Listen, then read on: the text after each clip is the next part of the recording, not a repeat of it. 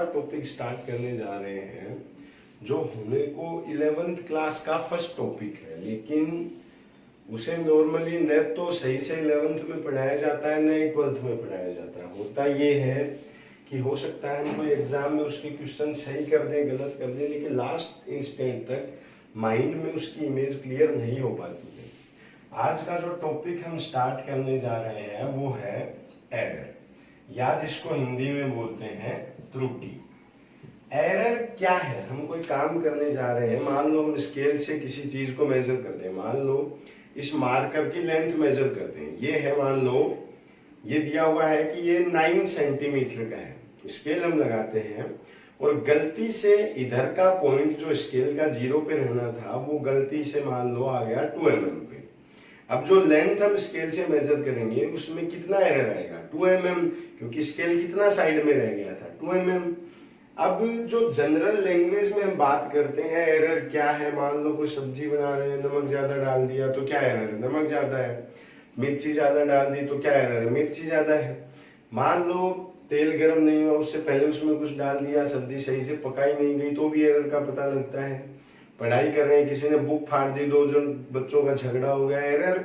Normally जो हम पढ़ते हैं उस एरर को समझना मुश्किल है, सॉरी इजी है, लेकिन फिजिक्स में जब क्वेश्चन इस पे पूछा जाता है तब जो एरर आता है वो थोड़ा अलग टाइप से आता है। एरर नॉर्मली हम 2 तरह से पढ़ते हैं, एक जिसको हम बोलते हैं एब्सोल्यूट एरर, या जिसको बोलते हैं निरपेक्ष त्रुटि। क्या बोलते हैं? निरपेक्ष त्रुटि। जबकि दूसरा जो है इसको हम बोलते हैं फ्रैक्शनल एरर, इसको हम बोलते हैं सापेक्ष त्रुटि। देखो, एब्सोल्यूट एरर का मतलब क्या है? जो डायरेक्टली हमें दिख रहा है कि भाई इस चीज में इतना एरर है।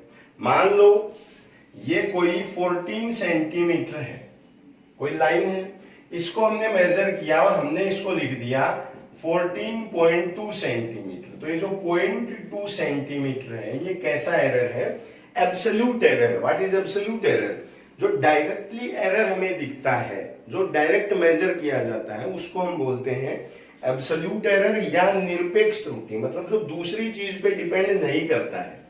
मान लो इसकी डायरेक्ट वैल्यू अगर हमें पता नहीं हो तो मान लो इस लाइन की हमने 10 रीडिंग ले ली, कभी मिलता है 13.9 सेंटीमीटर, कभी 13.8 सेंटीमीटर, कभी 14.1 सेंटीमीटर, 14.2 सेंटीमीटर, 14.0 सेंटीमीटर। मान लो इसकी कितनी रीडिंग हमारे पास में है? n reading.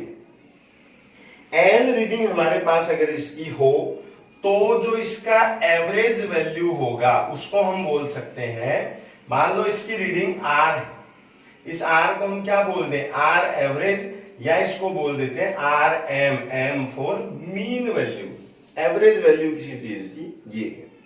अब इस फर्स्ट रीडिंग में जो एरर है, यहां मान लो इसका एवरेज कितना मिलता है? 14 सेंटीमीटर। सबको ऐड करके 5 से डिवाइड कर दे तो फर्स्ट वैल्यू का जो एरर है वो है 0.1 सेंटीमीटर। सेकंड का जो एरर है ये है 0.2 सेंटीमीटर। इसका जो एरर है ये है 0.1 सेंटीमीटर।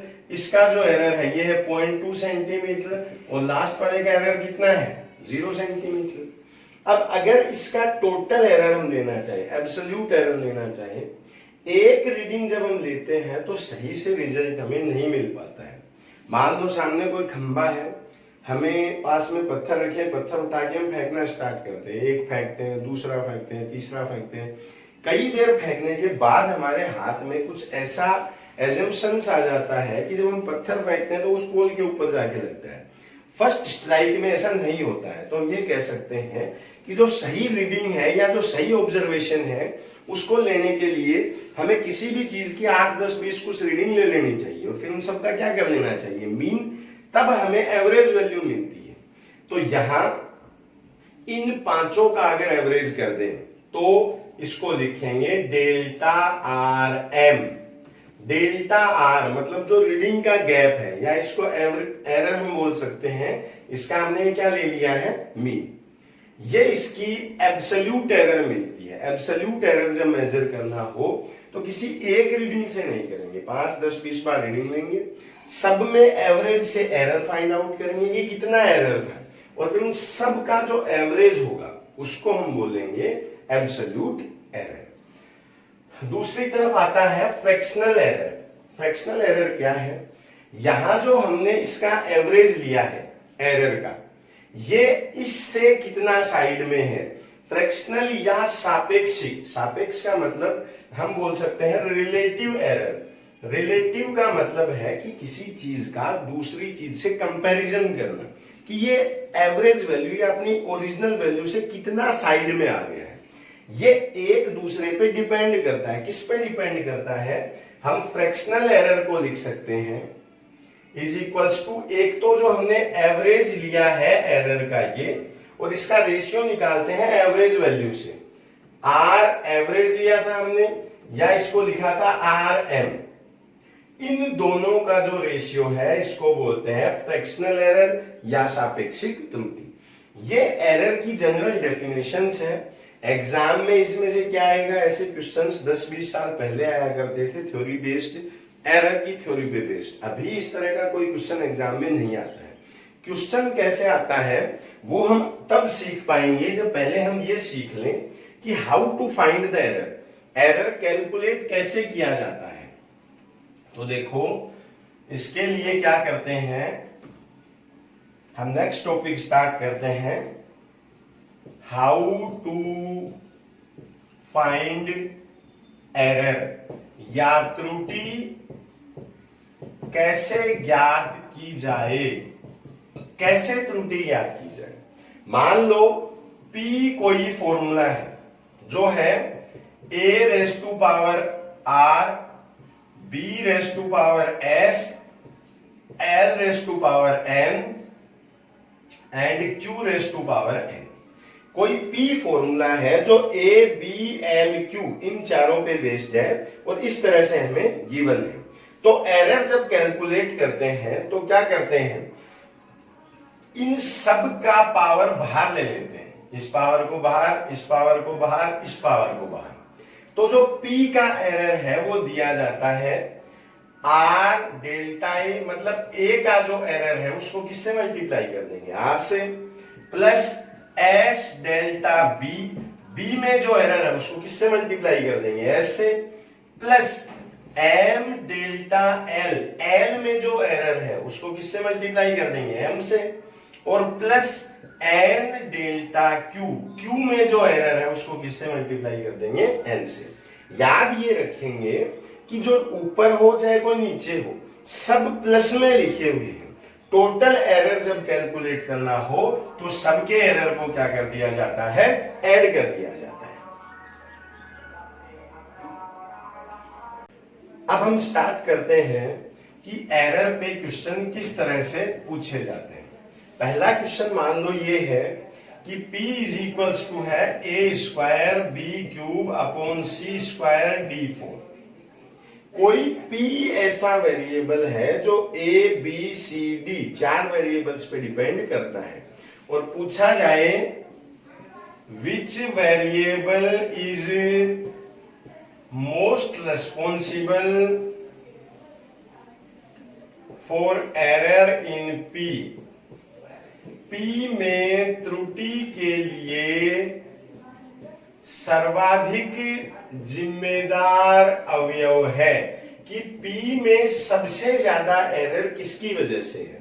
तो देखो हमने क्या कहा था, P का जो एरर होगा वो क्या होगा, 2 delta A plus 3 delta B। इस पावर को बाहर लाते जाएं, plus 2 delta C plus 4 delta D। सबसे ज्यादा किससे मल्टीप्लाई हो रहा है, 4 से, और किसके लिए हो रहा है, D के लिए। तो इसके ऑप्शन अगर 4 हो A, B, C, D, तो राइट ऑप्शन क्या होगा, D। उस चीज से सबसे ज्यादा इंपैक्ट आता है जिसका पावर सबसे ज्यादा गिवन हो। सबसे ज्यादा पावर किसका है, D का है, तो सबसे ज्यादा डिपेंड किस पे करेगा, D पे करेगा।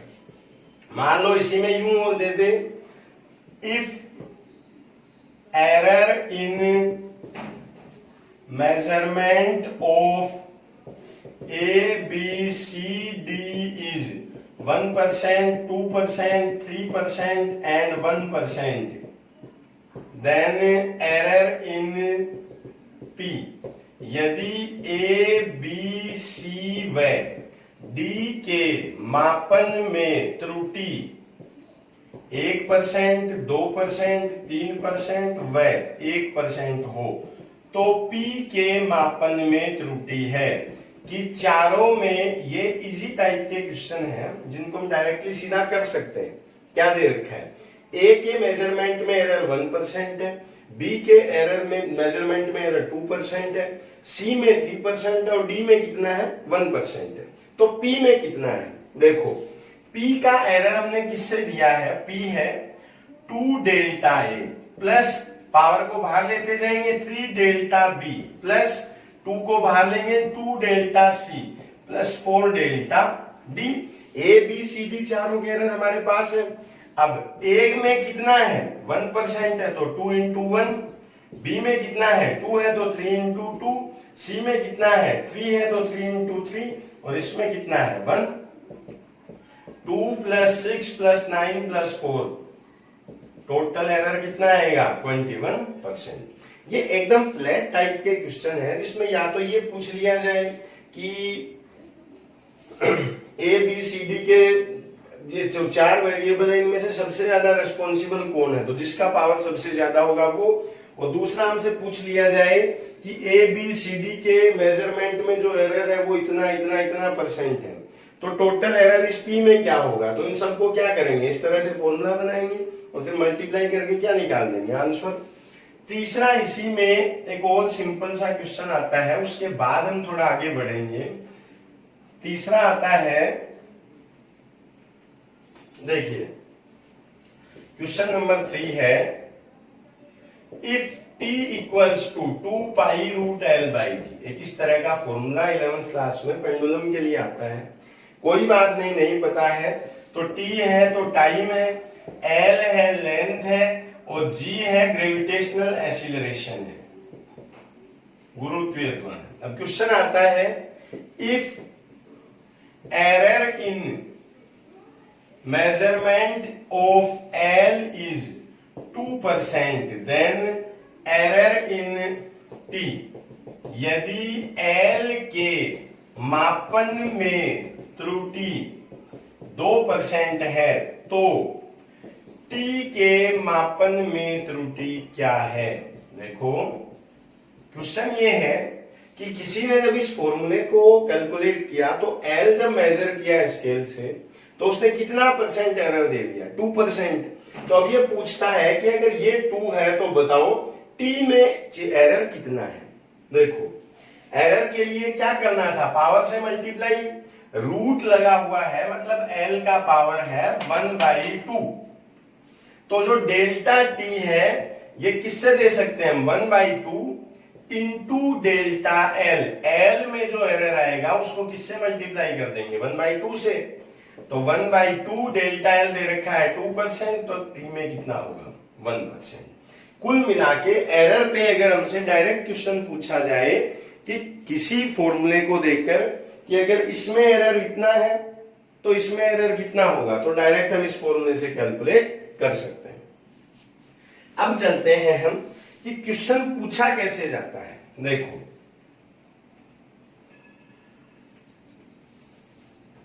हम एक रेक्टेंगल लेते हैं, क्या लेते हैं रेक्टेंगल। इसकी लेंथ है 3 मीटर और विड्थ है इसकी 2 मीटर। अब क्वेश्चन इस तरह से दिया हुआ है, if length and width of a rectangle is given by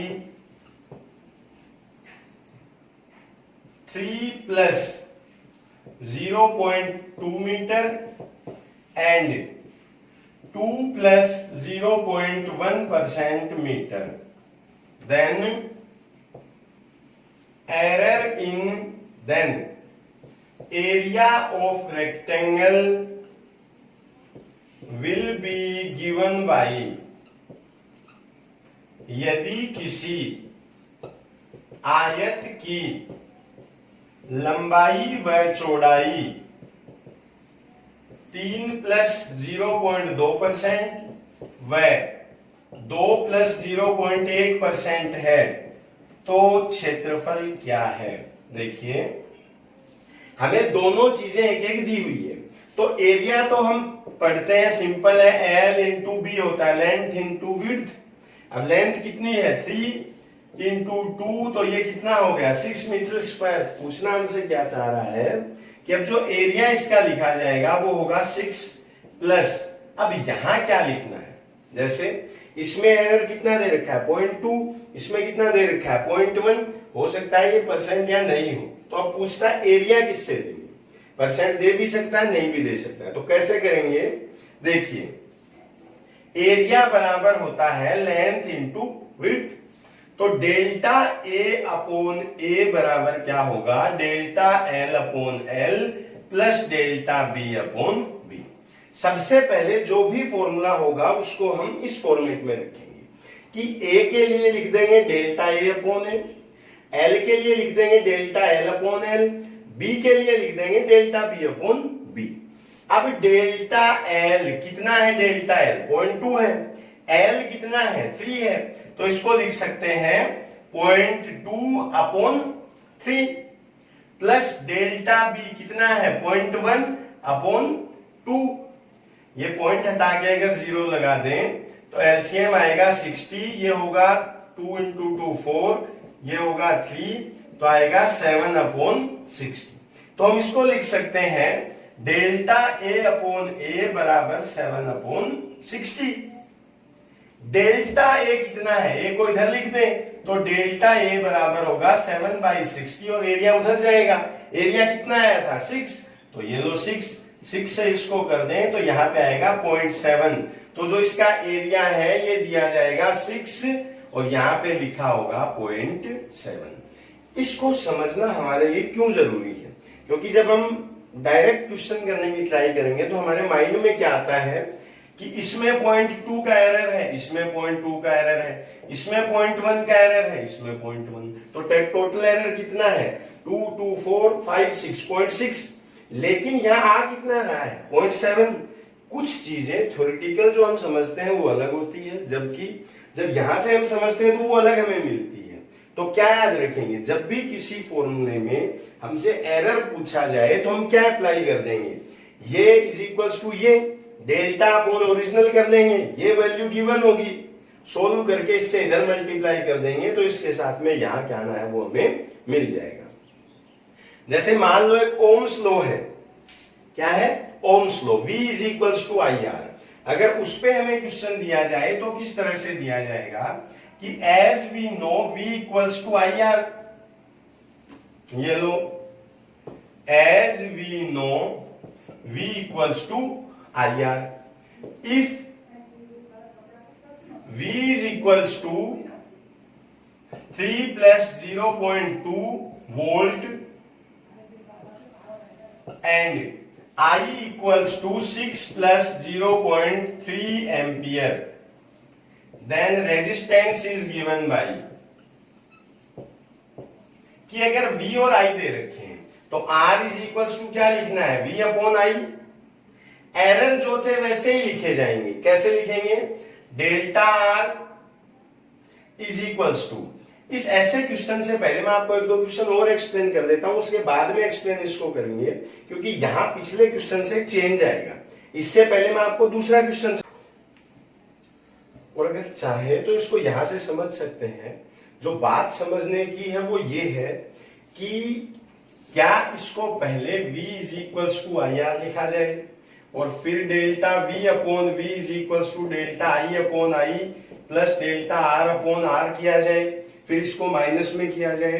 याद करेंगे एरर में जब भी हम एरर कैलकुलेट करते हैं तो कभी भी माइनस का सिंबल नहीं आता है, मतलब इसको इधर लाके माइनस नहीं करना है। अगर डायरेक्ट ये फॉर्मूला है R is equals to V upon I, तो क्या करेंगे delta R upon R is equals to delta V upon V plus delta I upon I।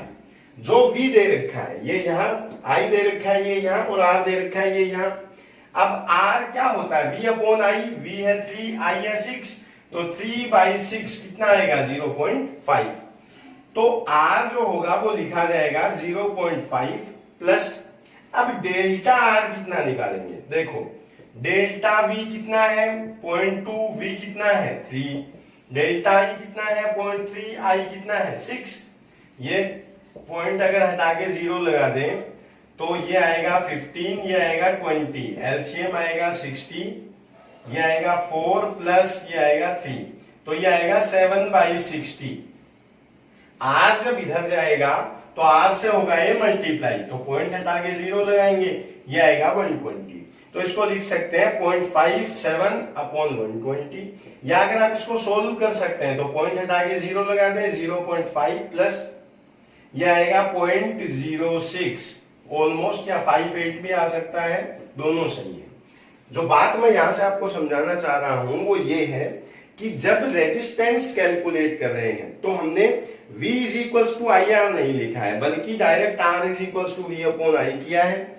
फिर जो आता है इसको एज इट इज, जैसे पिछले क्वेश्चन में हमने सोल्व किया था उसी तरह से सोल्व कर दिया है। मान लो कोई डिस्टेंस वेलोसिटी का क्वेश्चन है, वेग और दूरी का सवाल है कि एक कार है या एक बाइक है, इस स्पीड से चल रही है, कोई भी स्पीड उसकी दे रखी है।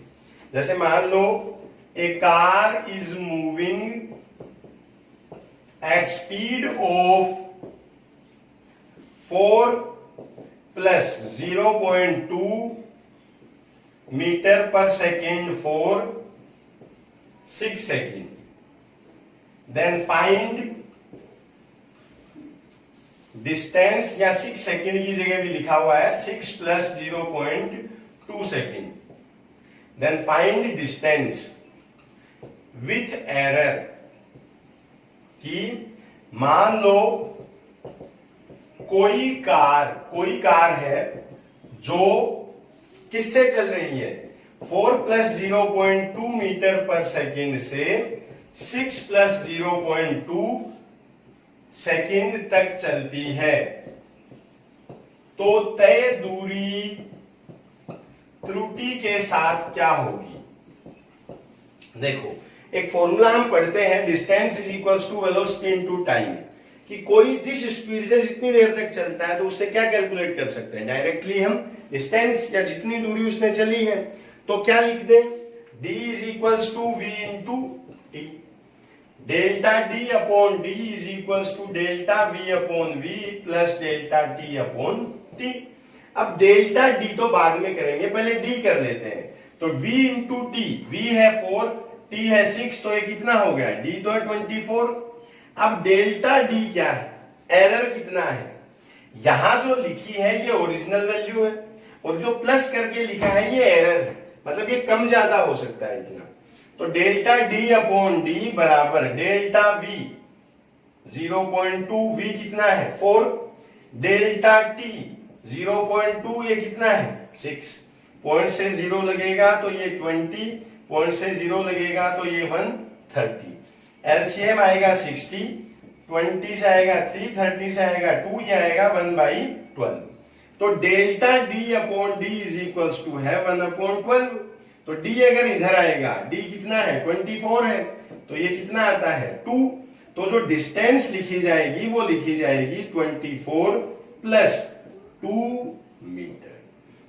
एरर से रिलेटेड कोई भी क्वेश्चन अगर हमें दिया गया है तो हमें करना क्या है, फॉर्मूला लिखेंगे, इस तरह का कंसेप्ट लिखेंगे, जो वैल्यू दे रखी है उनको पुट करेंगे, फिर फाइनल फॉर्मूले में उसका आंसर लिख देंगे।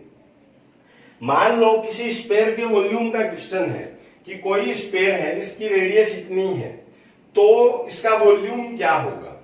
चलो एक ये भी कर लेते हैं, क्या है, नेक्स्ट क्वेश्चन मानते हैं, let radius of a spare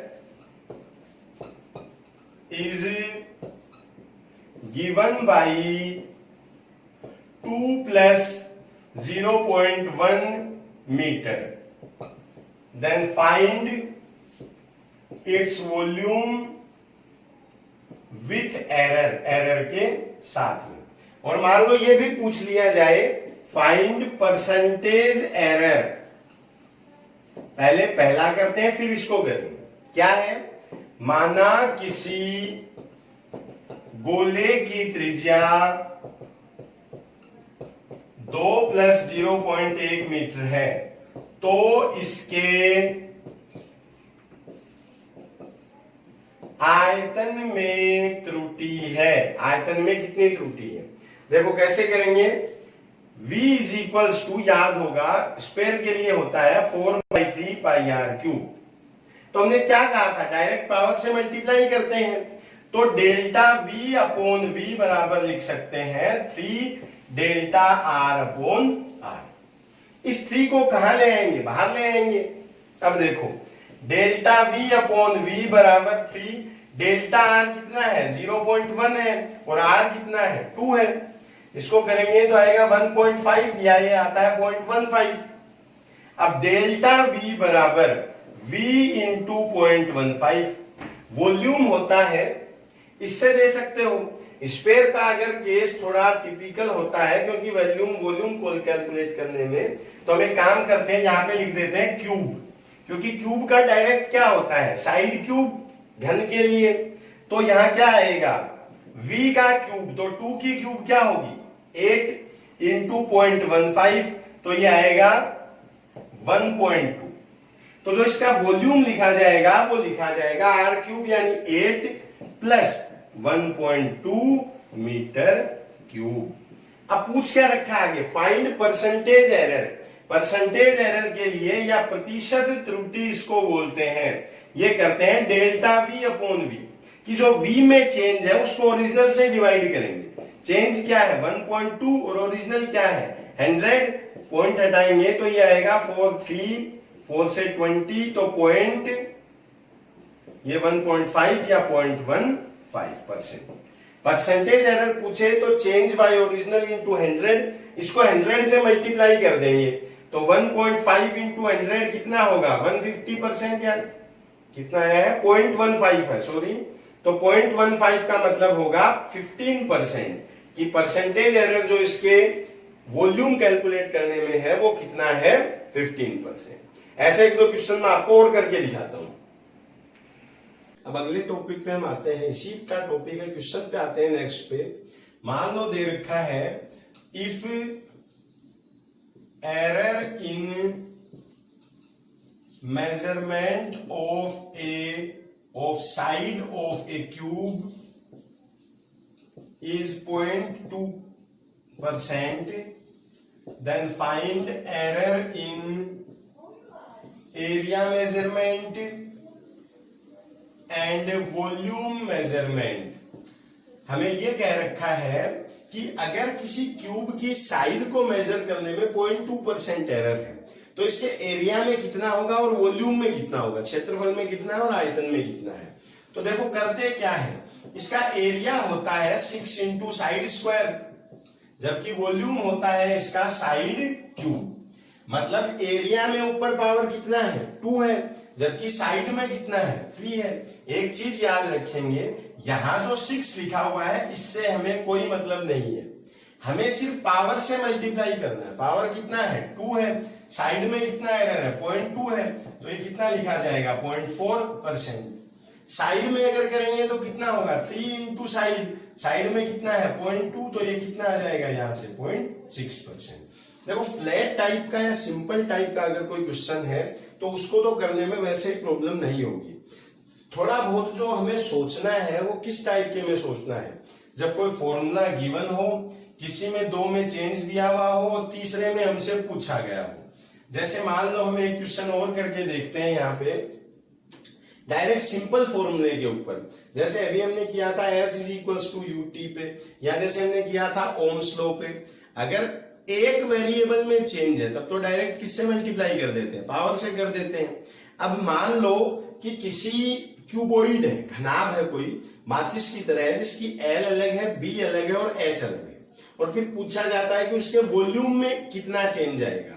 या क्वेश्चन में आपको एक लिख के दिखा देता हूं, sides of a cuboid is 2 plus 0.1 centimeter, 6 plus 0.2 centimeter and 3 plus 0.3 centimeter. Then find its volume with error. Error के साथ में इसका वॉल्यूम क्या होगा।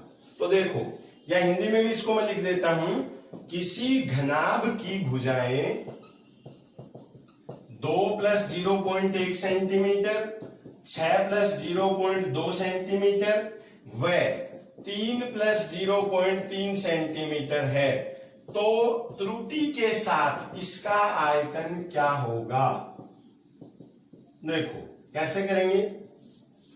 वॉल्यूम होता है L into B into H. अब डायरेक्ट वॉल्यूम तो क्या होगा 2 इंटू 6 इंटू 3, तो ये लो 2 इंटू 6 इंटू 3, तो ये आएगा 36 सेंटीमीटर क्यूब।